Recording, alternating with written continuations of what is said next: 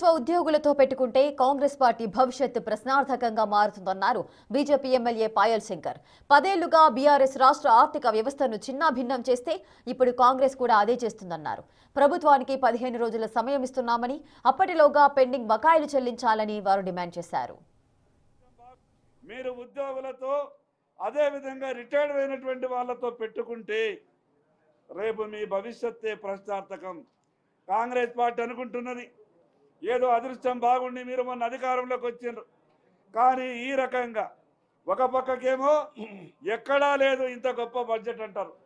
మిగులు బడ్జెట్తో వేరుపడ్డటువంటి తెలంగాణ రాష్ట్రం ఈ రకంగా పూర్తిగా ఈ రాష్ట్ర ఆర్థిక వ్యవస్థ చిన్నాభిన్నం కావడానికి గతంలో పాలించిన బీఆర్ఎస్ పార్టీ ఈరోజు 2 ఏళ్లుగా పాలిస్తున్నటువంటి కాంగ్రెస్, ఈ 2 పార్టీలు కూడా కారణం.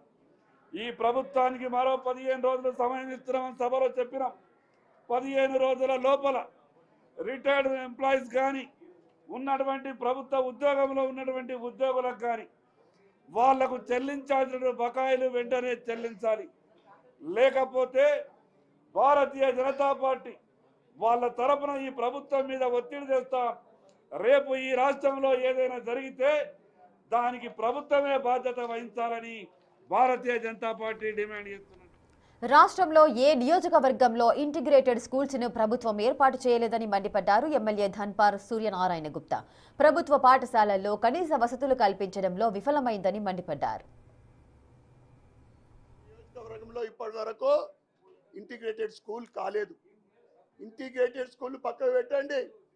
ప్రభుత్వ పాఠశాలలో 55% విద్యార్థులు తెలంగాణలో చదువుతూ ఉన్నారు. కనీస వసతులు కల్పించండి. మీరు దేశవ్యాప్తంగా తెలంగాణ పరుగు తీసిండ్రు. ఒక విద్యార్థి లేని స్కూల్ 0 ఎన్రోల్ స్కూల్ ఎత్తదిగా ఉండడం చాలా దురదృష్టకరమని మేము భారతీయ జనతా పార్టీ ముఖ్యమంత్రి రేవంత్ రెడ్డి గారికి డిమాండ్ చేస్తూ ఉన్నాం. సరి అయిన నిధులు పాఠశాలలకు, ప్రభుత్వ పాఠశాలలకు కేటాయించి మౌలిక వసతులు కల్పించాలని